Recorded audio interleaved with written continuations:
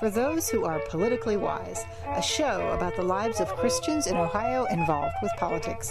Introducing your host, Reverend Thomas Wise. Greetings, my fellow patriots, saints, and sinners. The show is titled Politically Wise, and I am your host, Reverend Thomas Wise. At the end of the show, there will be a blessing. Don't miss it. But first, a word from our sponsor.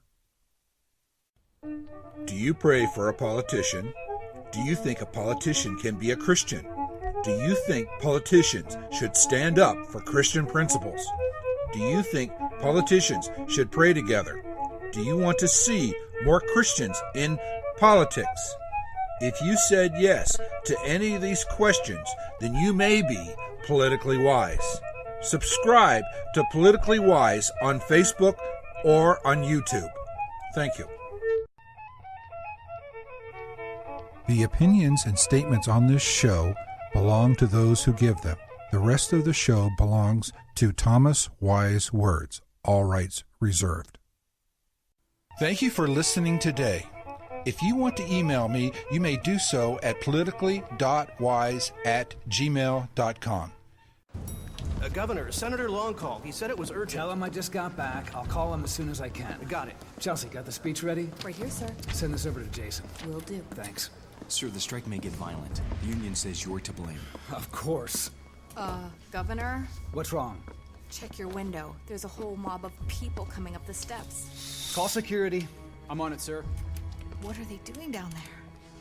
Security to number one. Go for number one. What's this all about? I just talked to the leader, sir. He says he has a message for you. Oh? He says they're all praying for you. Praying? What if we took all our frustration about our government and our leaders and turned that energy into prayer? Now that's political power. Governor, are you all right? All those people are praying? For me? The National Day of Prayer is the first Thursday in May. Find out more at nationaldayofprayer.org. If you want to email me, you may do so at politically.wise@gmail.com. Please like us on our Facebook page, Politically Wise.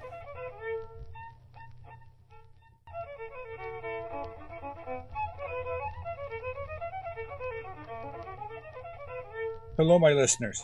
This is Reverend Thomas Wise, and the show is called Politically Wise. I have a very different but very important matter to talk with you today about. And I have got two brothers in the Lord, I'm sure, that from Cedarville University that will talk about this issue about the marijuana issue that's in the state of Ohio. And so, gentlemen, would you please introduce yourselves to my listeners? Sure. My name is Dr. Mark Pinkerton. I'm a family practitioner. I have practiced medicine for the past 20 plus years. I am presently an assistant professor in pharmacy practice in the School of Pharmacy at Cedarville University. And I still practice a day a week in the student health clinic here on campus. And Dr. Pinkerton was my former medical doctor before he joined the good side of higher education. This is Mark Weinstein. I serve as Executive Director of Public Relations for Cedarville University. And it's a delight to be on your program and to hopefully educate your listeners about issue 3 that is on the ballot here in Ohio that we're currently voting on and will end up the voting in November. You guys are doing some things in the community from Cedarville? We are, and it's really important for us, whether it's this issue of issue 3 or other topics that's in our culture. It's important for us as a university to speak on cultural matters from a biblical perspective. So on Thursday, October 22nd, at Maine Elementary School in Beaver Creek, that's on Dayton Senior Road, Cedarville University, along with Soin Medical Center, is hosting a free community forum to help educate our community on what is really involved in issue 3. It's known as the marijuana issue. And so we've collected a very good panel of speakers, including Dr. Mark Pinkerton from our School of Pharmacy, Dr. Janet Neal from our School of Nursing, and I believe Dr. Burt Wheeler may be joining us from the Cedarville University School of Business. And then the final panelist at this point is Mike DeWine, our Attorney General for the state of Ohio. So we have a very good panel who will bring their expertise and biblical concepts into this conversation that hopefully will help educate Ohio people before they go vote on issue 3. Well, Dr. Pinkerton, share your heart about this marijuana issue.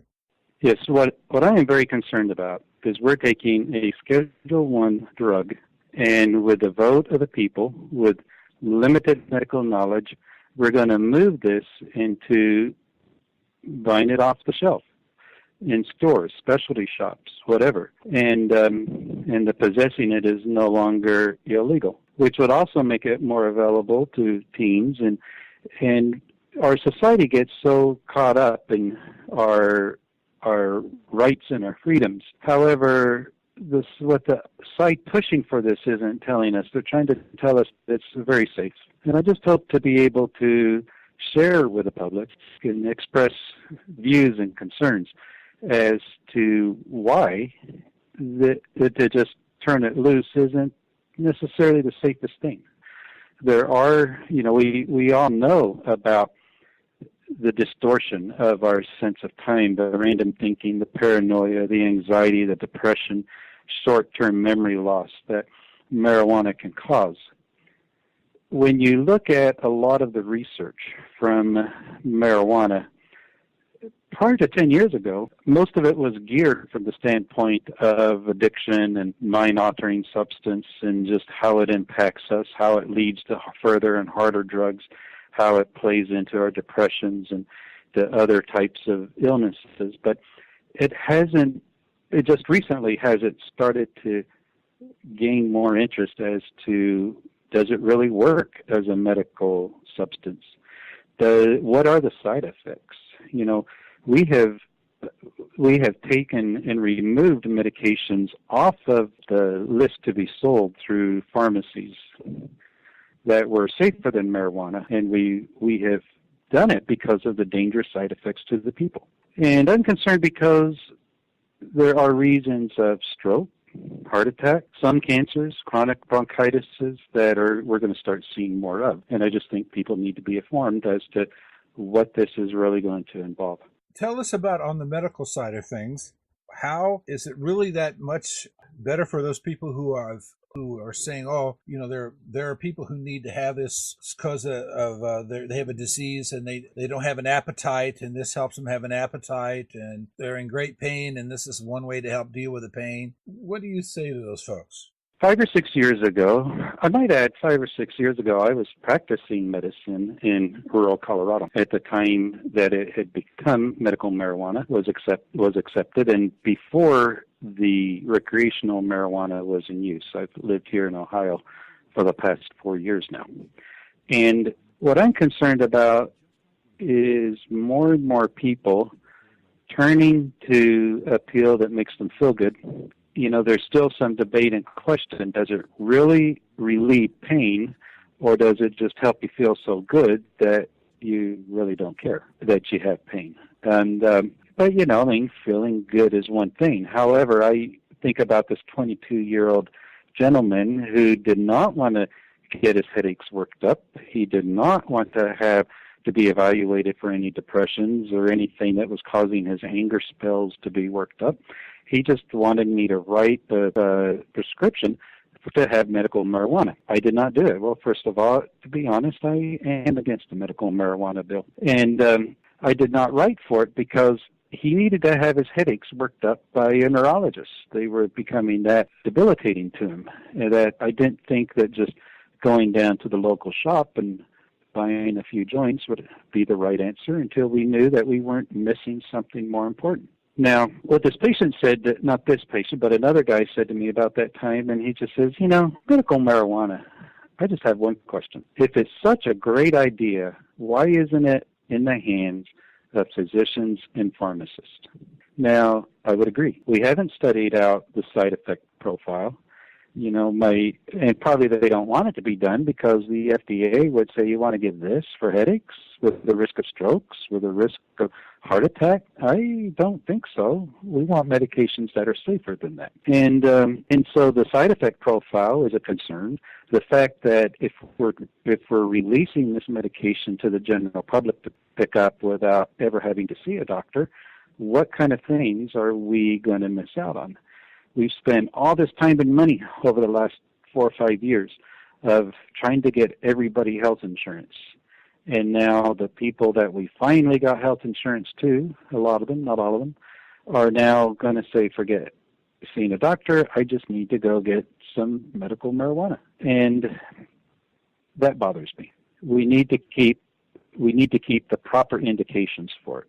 And that's what I saw in Colorado. They had the proper indications was uncontrolled pain from cancer and a few other things, appetite suppression from HIV, and acute angle glaucoma, which is only like 5% of the glaucomas. But yet people were using it for all the other reasons. Is there already marijuana-like medicines on the market? Yes. Available already? Yes, there's Marinol. And it's a tablet form, and it can be used to help with appetite stimulation. And that's the only indication for it at this time. And but there's actually better things on the market for it too. I have seen it used a few times. I haven't started the medication, but I have renewed it after specialists have started it in people. And I know that it worked. One time it did run in short supply, and I noticed the patient went downhill. This was a lady with a lot of long-term problems and was in a nursing home where we could watch it more. But she was taking it in a dosed fashion instead of just smoking it and titrating it to get the effect. But it's probably more safely manufactured than people would be finding in the local corner marijuana shop. Exactly. Now, people are thinking, well, if it were legal, that's, we need to decriminalize it so it's safer, make it available so people quit buying it. However, what's been happening in Colorado is they're adding synthetic marijuana to it, and that's creating a lot of other problems such as organ damage that not reversible. And so we're also seeing an increase of, let me back up a little bit. Standard grown plant of marijuana contains about 1% to 4% of the THC. Now they've grown it so it's closer to be 7%. And a lot of the studies that have been done so far are with the 7-8% THC. That's the active ingredient in the marijuana leaf. However, they've been able to, even now, they're selling plants that have up to 12 and 14%. Now, some of the states, like Colorado, that has recreational as well as medical marijuana, to have permission to take it as a medical marijuana, they can possess more at one time and buy the higher percentage of marijuana for the THC than what the recreational can. However, now what do we have? We have the people that get it medically buying it and selling it to those that just want the higher potent stuff recreational. So it is becoming still a larger criminal type of activity. We have people coming in to buy it from the state to take it to other states, take it to other countries, and they're smuggling it back. And I'm sure our Attorney General, Mike DeWine, would be able to enlighten us more what's happening on the legal side of that. Where was that place again, Mark? It's at Main Elementary School in Beaver Creek, Ohio. It's located off of Dayton Xenia Road, so it's very convenient for people in the Beaver Creek, Cedarville, Dayton, Fairborn region to come up. I think it's going to be enlightening and hopefully informative before people make their vote. And then we do have an election coming up? Yeah, we do. In fact, there's early voting going on right now. So there's been thousands of ballots already cast, and some people may think that we're a little late to the show to help educate, but we picked this date that works best for the panelists, and I still think it's timely, and it should have a positive impact on our area. And I'm just thrilled that we're able to partner with Soin Medical Center, because we both feel that our community needs to be informed before they vote. Well, and we are also finding that there is an increase of usage of the emergency room because of marijuana intoxication, both among children getting into marijuana-laced foods, and just also with people smoking more and more. What does an overdose, if someone's overdosing in marijuana, by smoking marijuana, look like? Probably most of my listeners have never done that. More paranoia, more anxiety, getting more depressed. Just their thoughts are not coherent, more random thinking, a distortion with a sense of time, forgetfulness, and just apathy, not caring of what's going on around them. And that's becoming a stronger issue. Now, the question is, do you want these people on the highway? Now, driving while intoxicated is a problem with marijuana. When you're driving being intoxicated with alcohol, they can check a blood alcohol level on you. We can measure a number to it and say, ooh, that's too much. You are driving while intoxicated. And if it's below that, probably okay. They'll just write you for reckless driving if you were reckless instead of for the intoxication. However, if you smoke marijuana the day, the byproduct will stay in your system for 2+ weeks. So if you get pulled over for reckless driving, it makes it more difficult for law enforcement to say, oh, wow, he's intoxicated. Let's write him up for that, too. Well, they probably will if they think it's on there. They're trying to find a way to come up with a better testing, both blood tests, but also just roadside, walk the line type of test to help determine, is this truly under the influence at the moment, or is this from the one he smoked last week? The other item that's coming up is what I'm reading more and more in Colorado is if you still can't do drugs on the job, even medical marijuana. You can't be doing drugs on the job. And so what's happening is people go out and they have a party for the weekend, they go to a ball game, or they just sit in their home and whatever, and they smoke marijuana. And then they go to work 5 days later, they just get caught up at random for drug testing. Now they're positive. Guess what? They lost their job when they haven't smoked for a week.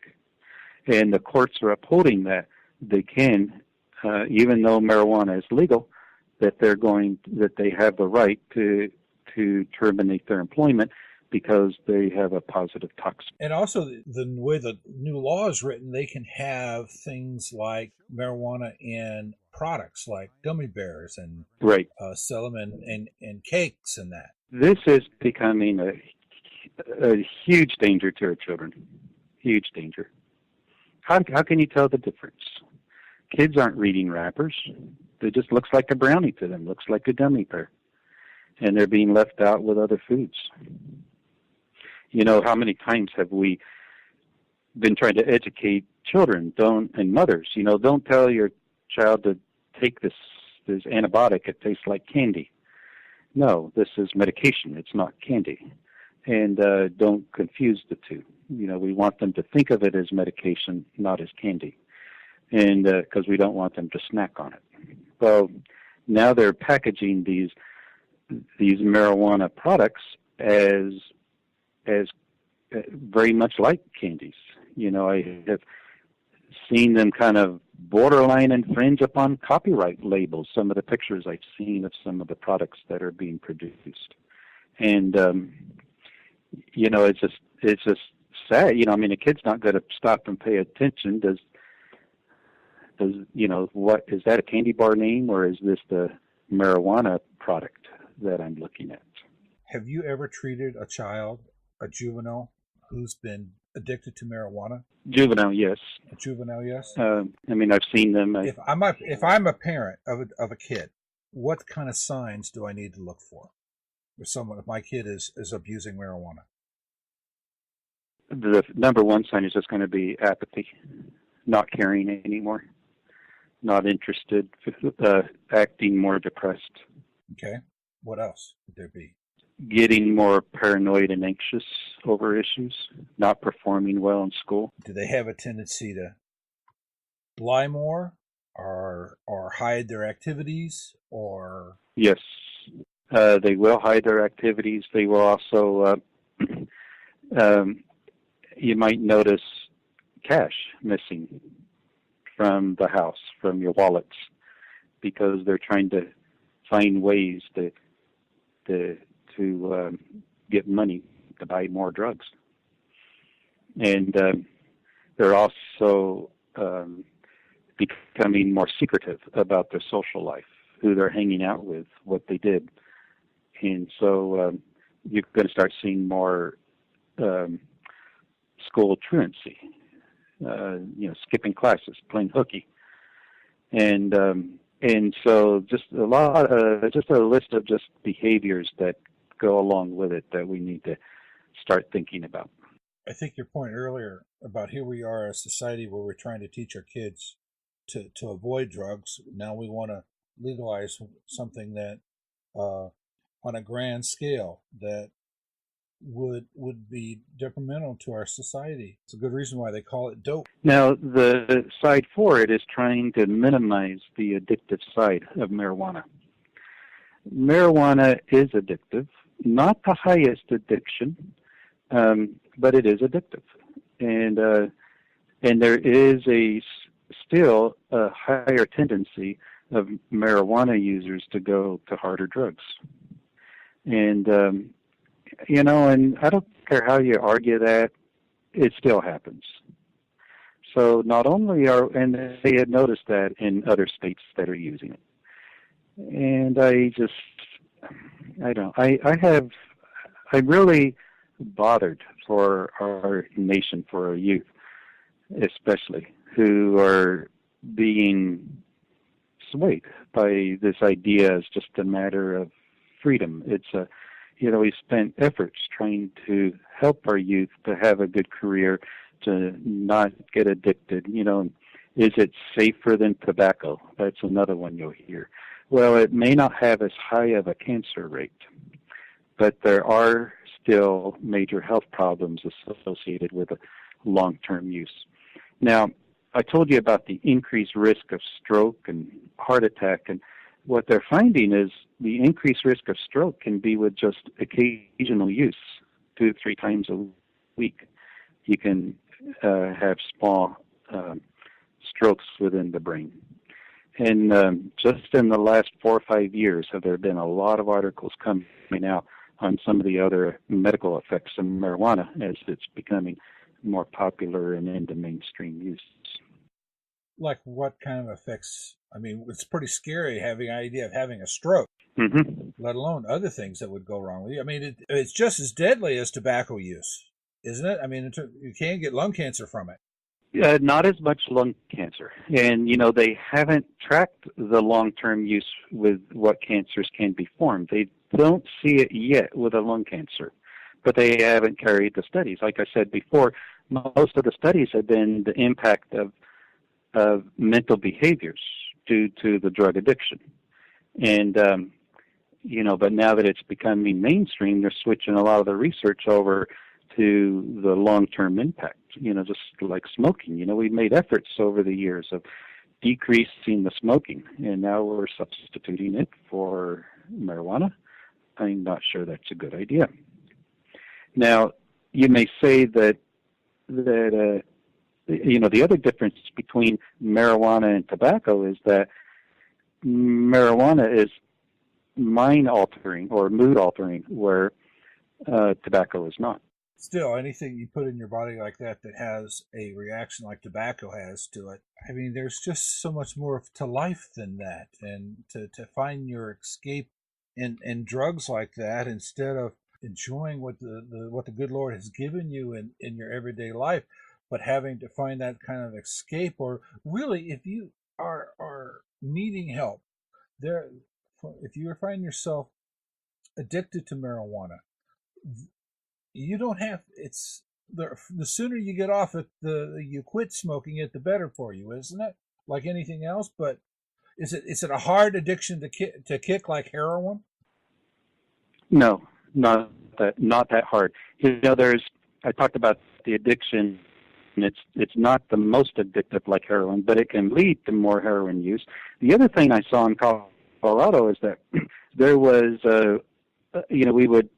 people would come into the emergency room for whatever reason, and we think, we better do a toxicology screen on them, and sure enough, there was the marijuana in there. But so you've been using some cocaine as well. I don't use cocaine, they tell you, and they just vehemently deny it. But then, what they didn't know is that some of the suppliers were starting to lace the marijuana with some crack, and that way they can,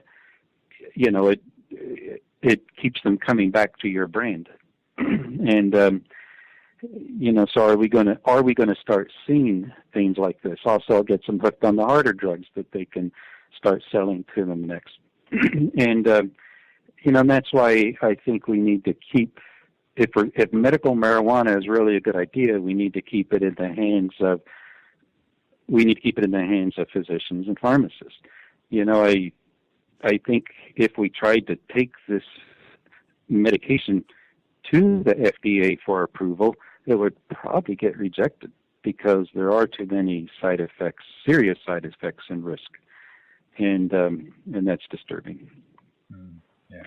To think we're just going to sell it on the shelf like it is candy, and that's what they're selling it as, is candy. Well, gentlemen, we've been talking for quite a while now. Is there anything that you wanted to bring up in this interview that I have not thought to ask you? Well, I'm still formulating my thoughts for the discussion next week, and I would just like to encourage everybody to come out, learn more, make an informed decision. Whether you agree with me or not, at least you can come out and be informed, and that's all we're asking. All right. I think you did a nice job of covering the topic today, and as Dr. Pinkerton said, I'd encourage everyone to come out and with an open mind and listen to the experts. From a Cedarville University perspective, we're just thrilled to be a part of it, and people can go to cedarville.edu to learn more about the forum and other events and programs that are taking place at Cedarville University. All right. Thank you, gentlemen. Looking forward to seeing everybody next week. Thank you very much. All right. This is Reverend Thomas Wise, and the show is called Politically Wise.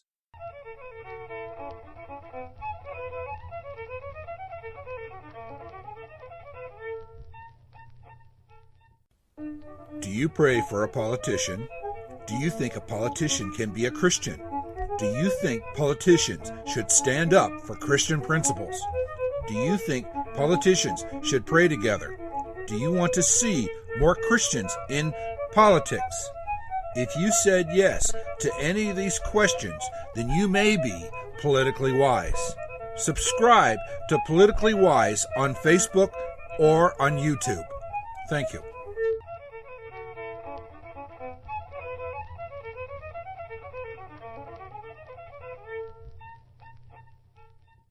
Partnership with Liberty Prayer Network. Hi, I'm Matt Staver, founder and chairman of Liberty Council. We'll talk about this next on Freedom's Call.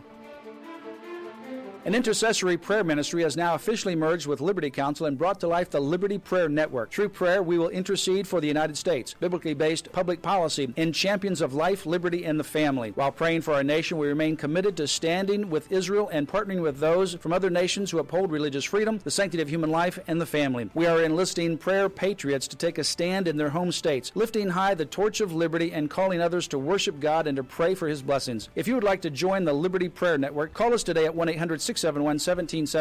That's 800-671-1776. Or visit our website at lc.org.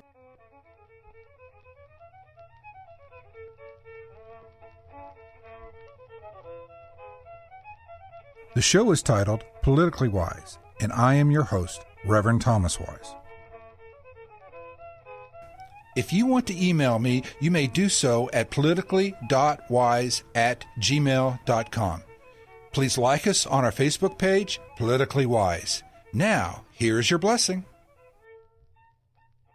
Blessings based on Psalms chapter 28, verses 6 through 9. May you praise the Lord, for he has heard your cry for mercy. May the Lord be your strength. May God be your shield. May God be your fortress. May God be your salvation. May you know the Anointed One. May God save your people. May God bless your family. May God be your shepherd. May God care for you always like a good shepherd.